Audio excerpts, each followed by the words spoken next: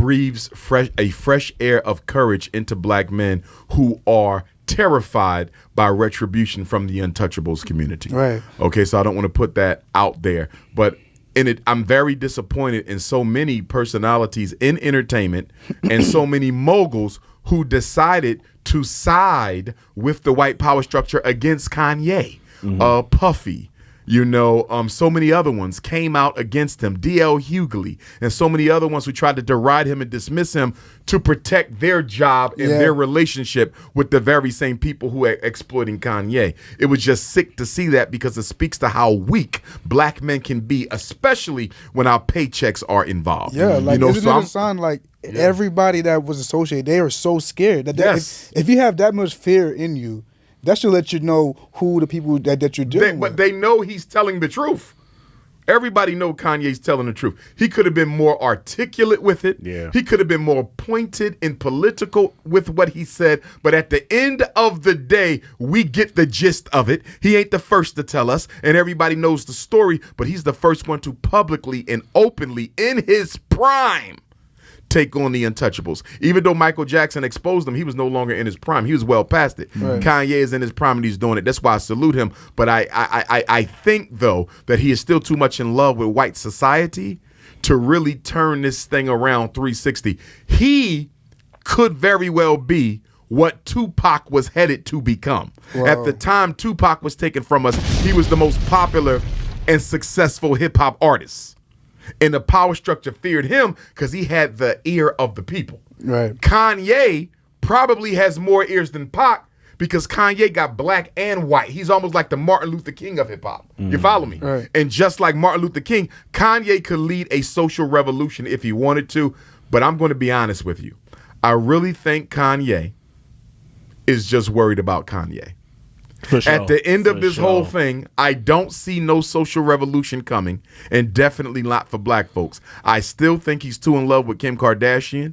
He's too in love with white folks to really be of benefit to blacks. When I look at our billionaires, I'm disappointed. It's not their job to save black America. Black America has to save itself, but they should be doing something to help us along that path. I don't know if anything Oprah's doing of significance for black America. I don't know anything Tyler Perry's doing of significance to black America. I don't know anything that Jay-Z or Bob Johnson or Puffy or Kanye is doing to benefit black America. Jay-Z has been involved when freeing some people. Oh, absolutely. Jay-Z has done some very commendable things, and I applaud him and Beyonce because they're at the top of the food chain. And at the top of the food chain, they have been the most active in social causes. But they're still not doing anything that is critical enough to advance us as a people, like build an institution. I mean, you guys are billionaires. You know how quickly they could build an independent black community? Right. You know how quickly they could have a hospital, a school, a bank, and a supermarket up? Are you kidding me? You follow what I'm saying?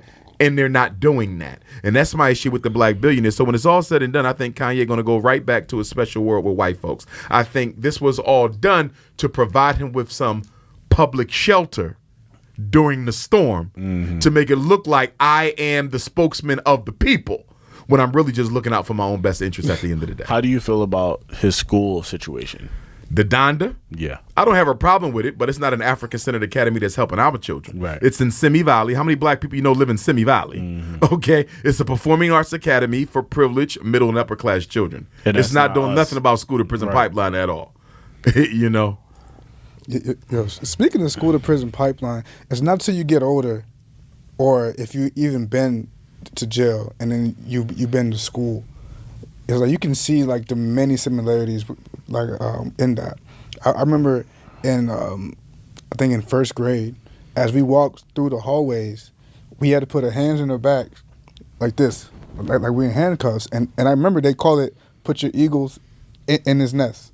And they'll be like, put your eagles in your nest, and everybody will put their hands like that, and we'll walk. What school did you go to? South North. Many schools. No, they do that in many schools, even today. Yeah. You walk like you're in jail because the assumption is you're going to be a criminal. The assumption is if I don't make you put your hands behind your back, you're going to do something to disrupt the order of this institution.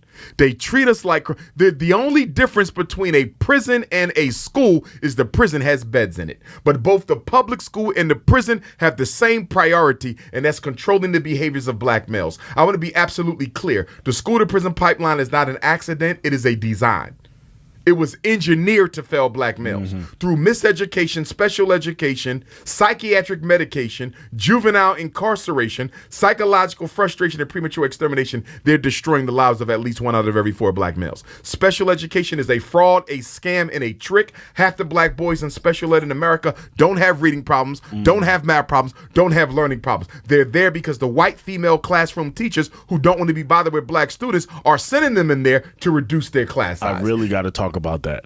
Go right ahead. Sorry to cut you off. I got to talk about that. Were you special ed? Yes, I was. What disability? Was it learning? Was it emotional? Was it ADHD? Intellectual? I don't even remember because they didn't even put it like. Basically, what happened was I got left back, right? And they were like, "Well, we could put you in these special classes. It'll put you right on track." Blah blah blah. Whoop de whoop. And as I got older, I'm like, man, like I'm in these classes. They have 2 teachers. Like, and when I was in high school, I got taken out of school by my dad. And then when I got back in, I had like 5 classes, 4 reading classes. I had to do like 4 papers. And bro, I couldn't spell. But like this day, I have a corporate job. You know what I mean? Like I send emails every day. Like I have to do a lot of math and shit like that. And it's just like, I always think about that shit, like going back, and it's like, damn, bro, there wasn't nothing wrong with me. There just wasn't the right people there to guide me. And it's just the most mind-blowing thing because it's just like, and I didn't even go to college.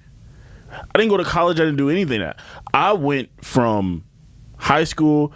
I figured out that I wanted to do something specific, and I was like, I'm not going to let nobody tell me I can't do it. I can do it because that's just is what it is. And I'm doing it, and it's just like, bro, like, special ed it doesn't make sense. It's like, take the time with these kids and help them learn and do what they need to do, but it's just like, don't make these people feel like these kids feel less than the other kids because they need a little bit more time or whatever you're trying to tell them. You know what I mean? It's just like, bro, I don't know. I was in special ed and the purpose of special education is to guarantee fresh bodies for the mass incarceration system. Damn. Special ed exists to keep prisons occupied. Damn. If you don't believe me, go to any prison in America and ask the men in jail how many of you were special education students, and 80% of the hands are going to go up. Special ed is there to condition and prepare black boys for a life of crime. Wow, I never thought about that. That is the purpose of it. And our mothers who do a great job, and I love our single mothers. 70% of our kids are being raised by them. I need y'all to do a better job. Stop signing everything the school wants you to sign. Facts. Stop going along with special ed. Stop going along with ADHD.